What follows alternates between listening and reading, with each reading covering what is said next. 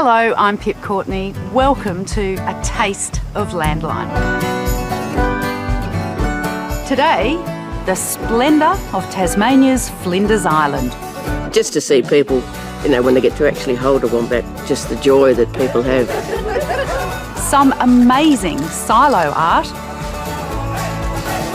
And fancy a schooner of lentil beer. Cheers. Hello, I'm Fiona Breen. There's no doubt island life can have its challenges, but those who live in the isolation often embrace their lifestyle with a passion. That's certainly true of the small community on Flinders, an island off the northeast tip of Tasmania.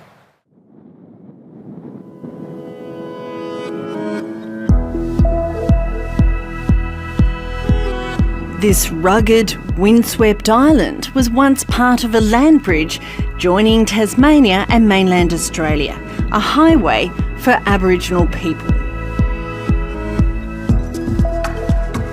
Today it's home to 900 permanent residents, including a small farming community with a big reputation.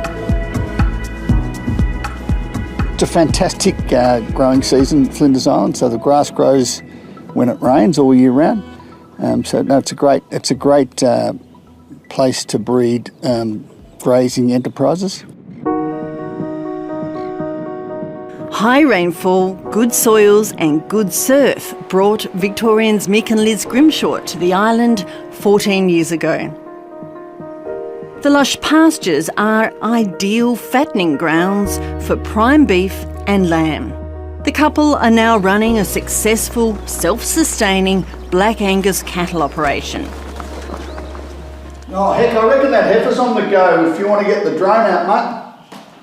The Grimshaws live an isolated island life. But technology keeps them well connected. Today the couple's son Hector is using a drone to help Dad check on the herd.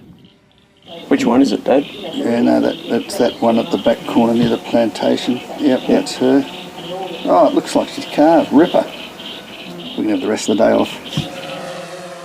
The drone is a benefit when the kids are home from boarding school.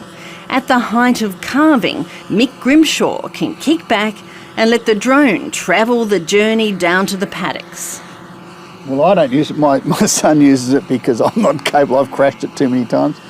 Yeah, at the end of the day, if there's a heifer that needs checking and, we're knocked off, we'll just run the drone over the top of her and see what sort of condition she's in. If she hasn't calves, I'll come out and assist it. Otherwise, we can positively identify the fact it has calved safely before dark. This innovative farming family is always changing and adapting. This year, they're adding a new sideline to the beef operation, a rainwater business. The rainwater is collected on the roof of the family's home. It's bottled in reusable glass and sold around the local community. The Grimshaws are hoping that visitors to the island get behind the water venture as well. The original idea was really to get rid of plastic, single-use plastic bottles off the island. I had a talk to the supermarket and an incredible amount of plastic single-use bottles come onto the island. They go to our tip here. We have no recycling facilities here on the island, so the plastic has to stay on the island.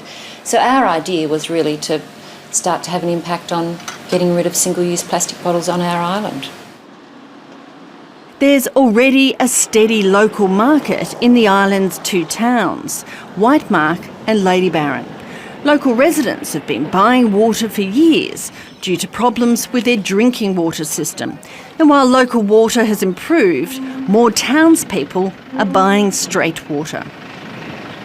It's about cleaning up the world. I'd love to see plastic bottles written. It's a scourge, and one day we're going to have to address the situation. So why not start in a remote community?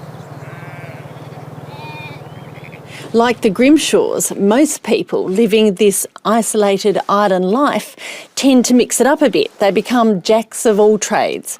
Like Kate Mooney here, shop assistant and wool classer by day, and wombat wrangler by night. Come on, Maisie. You know. She is the island's wombat rescuer. For years, any wombat injured on the island's roads is sent to Kate Mooney's 40-hectare farm for some tender loving care. Have you seen any wombat? No. I just saw the cat. Oh. That was a wombat. We've got to find Derek. Oh, hiding.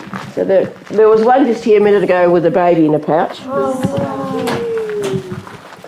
Kate Mooney has nursed injured wombats back to health and mothered orphans before returning them to the bush. Her work is becoming legendary.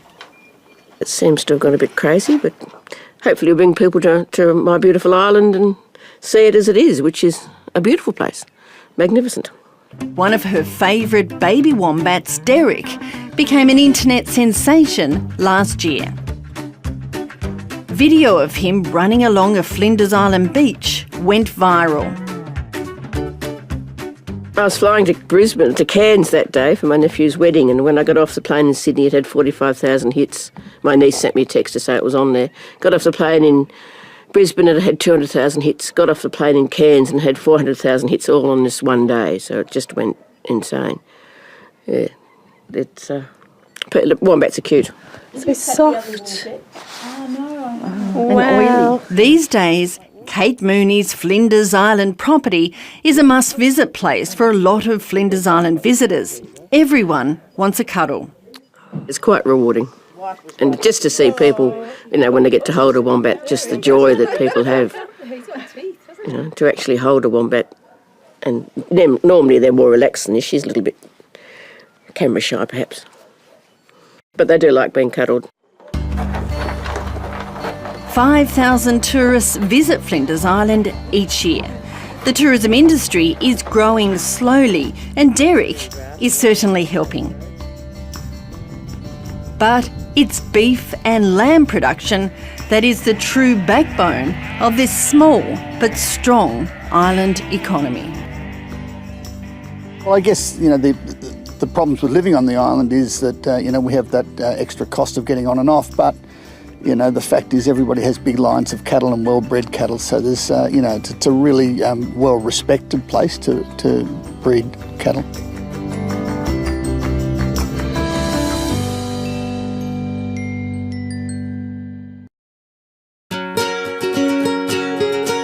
That is a very strange looking thing, but it's... Look at that. Who says they can't grow sweet potatoes? They said it couldn't be done. There you go, Susie. That's amazing.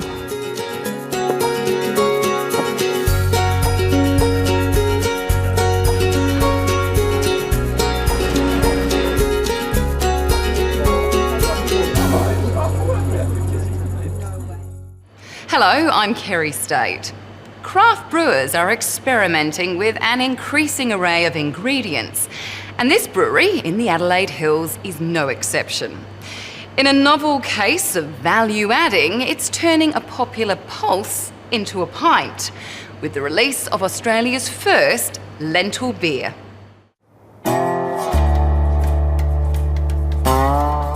Lentils aren't the most attractive crop at harvest time. But farmers certainly like this view, especially last season when the pulse hit pay dirt.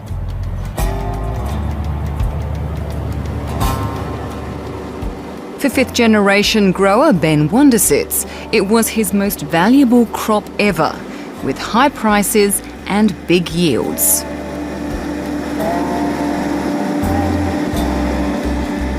It's the best it's ever been, and we might never see it this good again. So, our lentil yields are probably 50% up on what we've ever reaped before. Now that food is being turned into a drink, with the release of the country's first lentil beer. There were plenty of pulse-inspired morsels on taste. Wow! Good, isn't it? I love lentils! But it was what people were washing the canapes down with that was the main talking point, with some curious lentil growers in the crowd. I've had lots worse, and it's pretty good for a craft beer. Can you pick up the lentils? Yeah, there's a bit of an aftertaste there, but not really when you're drinking it. Oh, it's all right, actually. I'm pleasantly surprised.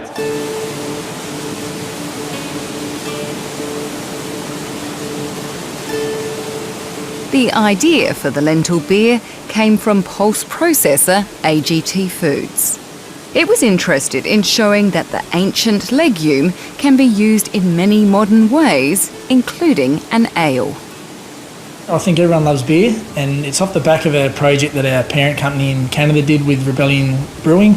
That project was really successful, and it certainly sparked a lot of interest, which from an Australian point of view, I think, for us it was too irresistible not to do something with.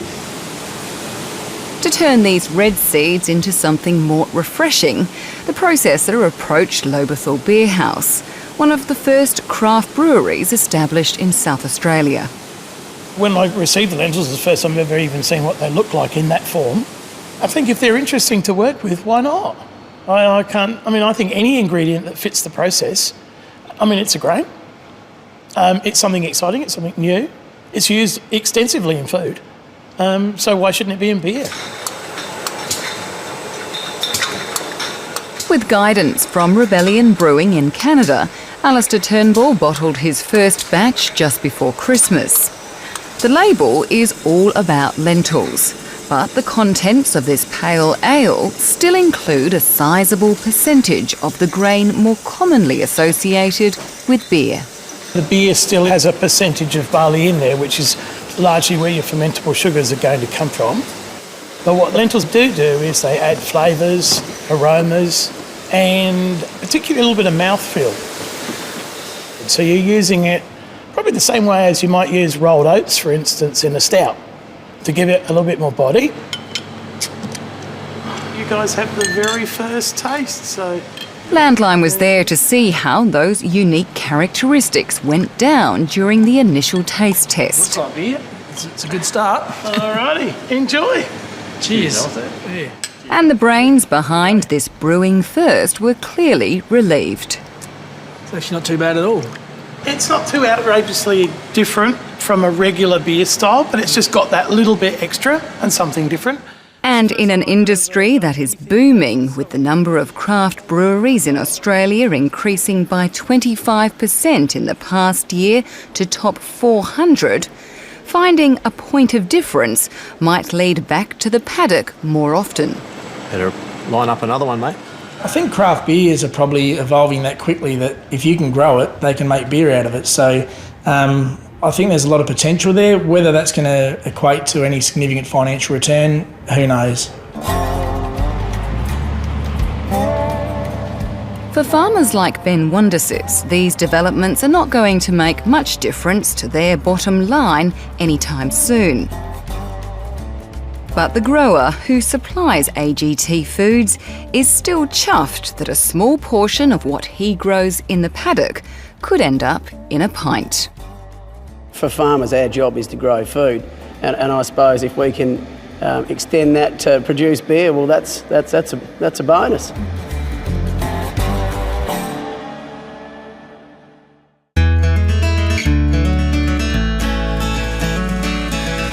Cheer is ready, judges are ready. 3, 2, 1, go. And away they go here now. I'll get it. I'll be up there with you in a sec. Away they go again now. You get the timer out there. It's just a benchmark for everyone to come and test themselves on the day and go back to the shed the next week and practice all your stuff, 3,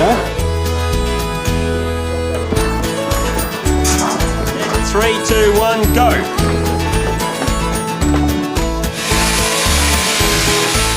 It's going to stretch along the back here, it's going to stretch your lower back, it's going to come into your glutes. The martial arts and all that is a discipline, but it's a more concentrated way of handling sheep. Hello, I'm Prue Adams. Like so many country towns, Canalpin on the highway between Adelaide and Melbourne had seen better days.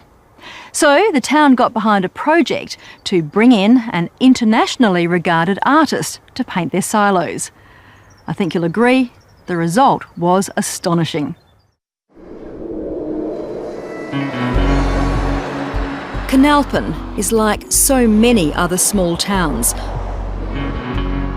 With its population down to around 200, disused and decaying buildings serve as a reminder of when there were banks, 2 general stores and a fancy railway station.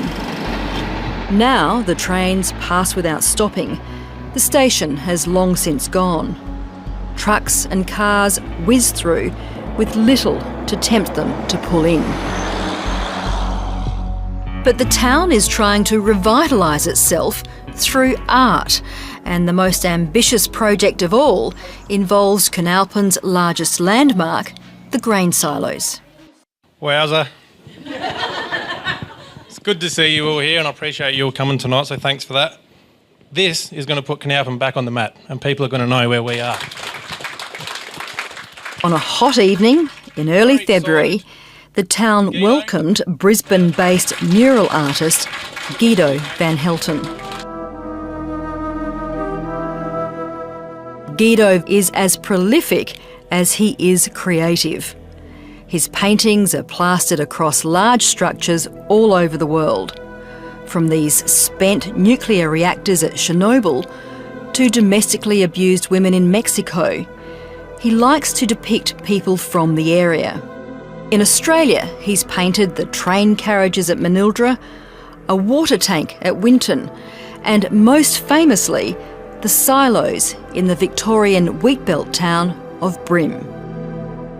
It's become a bit of a passion for me though, because I realise how much it can do. The quietly spoken artist likes to arrive in town the week before he starts work and get to understand the community. I like to be, quite gentle. I don't want to come here and just have a pre-planned vision of what I expect it to be. I come here with a completely clean slate, and in that way I can sort of feel it out a bit and see what people are into and see how the community is and what I can bring to it that can represent it. In Canalpin, there was one place that really captured his attention: the local primary school. You might have noticed that someone was out in the yard before the bell went.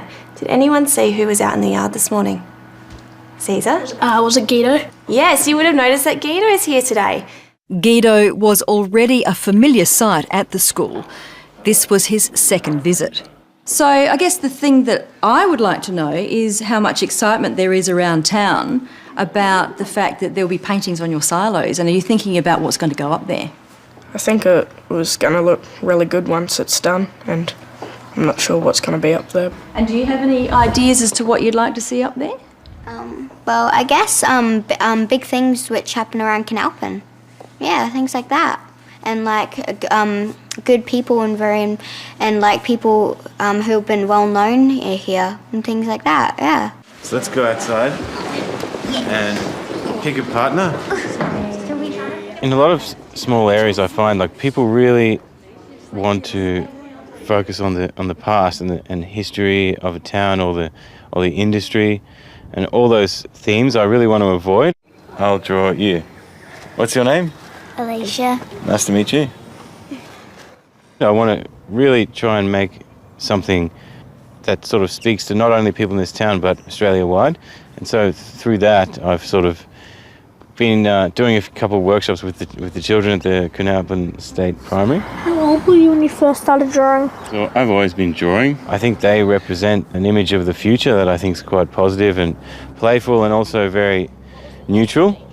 Yeah, I want to avoid leaning on this idea of the past, and I think we should now focus on the future.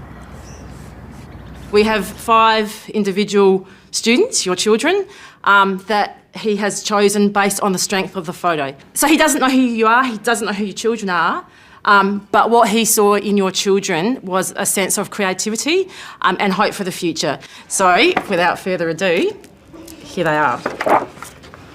Step, have a look. Oh, wow. Oh, wow. So with this one, Kimmy and Brenton, that is wrapped around the corner, so you'll see her as you come into Canalpin. Yep. Oh, God. For the next 25 years. Yeah. And then these three here is what you'll see from the front. And then here, obviously drawing, you'll see this from Melbourne and wrapping around here to young Blake. Is this Blake? Yep. Yeah. So how are you feeling about that? Oh my God, it's amazing. Speechless. You're not upset? No, because I just want to. So your kids will be immortalised forever as the silo kid of Canalpin, or kids of Canalpin. Could write a song about it. It's Kids of America, but kids of Canalpin. It's the night before Guido is set to begin painting. He's striking up some reference points on the 30-metre high concrete canvas.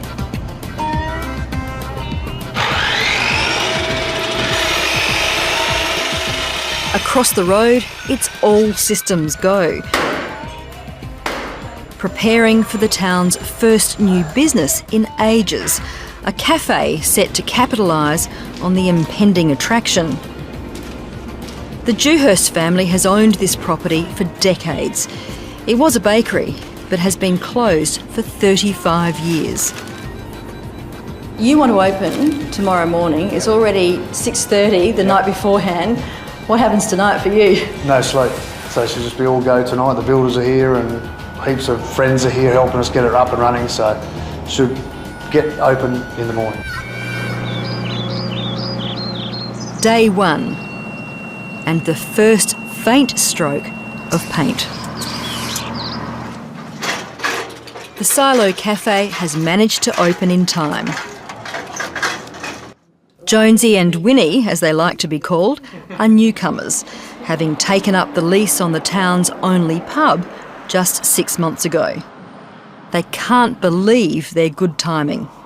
After we'd already signed the contract, we hadn't moved in yet, but then we got an email and we found out about the silos being painted in Canalpin, and I Googled it and it came up with Brim.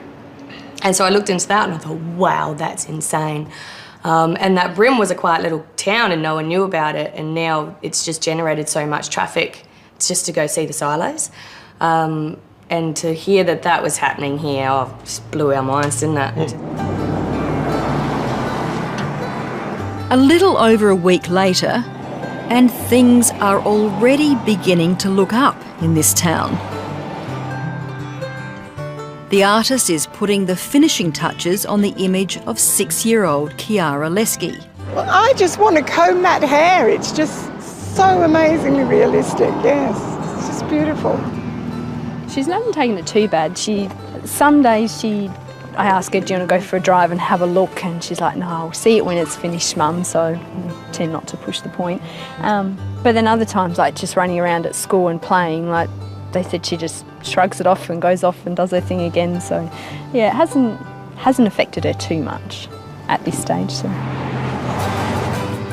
Even at this early stage, many of the 5,000 vehicles that pass through here each day are stopping and spending their money in Canalpin. We're finding that the stopping rate at the moment is around 40 per hour, and lots of great feedback from the businesses because everyone's benefiting. So we stopped and had breakfast and came and had a look. As grey nomads, it's great. Like, we know about the other silos in Victoria and we haven't done that trail, but we certainly want to. You ever crashed these things? No. That's really good to know, because we're up very high. I've spent a lot of time on these things in my time, you can imagine. That's good. You get lots of flying hours. Guido works with acrylic spray paint and sometimes rollers. I'm just adding a bit of texture to the shirt, just underneath the collar. Yeah, because, I mean, I think it already looks good, like shade-wise from down below, but I'm just trying to, like, make it a bit more textured. As he gets to grips with the shapes and surface of the silos, the first few portraits always take the longest. So it's another week before little Blake takes shape. The 6-year-old is fairly unfazed by the attention. We told him that he's going to be on there, and he was just like, oh, okay. Yeah. I showed him last night, and he goes, oh, that's me. But where's my face?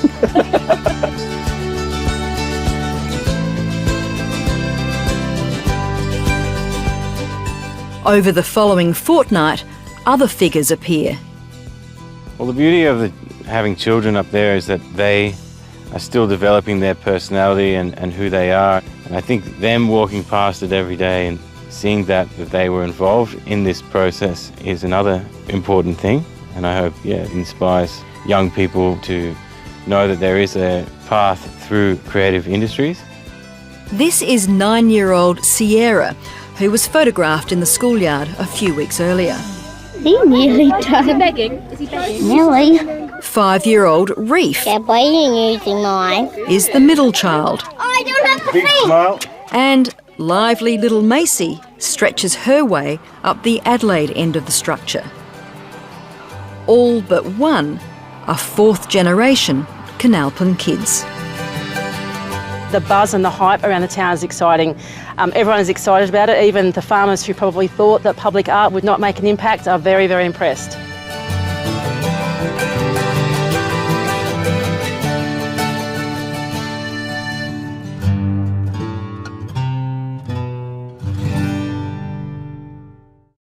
And that's the show. Next time on A Taste of Landline, the farming family turning their own grain crops into pasta and now snack foods. You can do some amazing things with these pulse crops. Value adding is sometimes adding cost, and now we're starting to break even and make a small profit. Australian whisky taking on the world. Best job in the world, some people say. It's actually the hardest part of the job.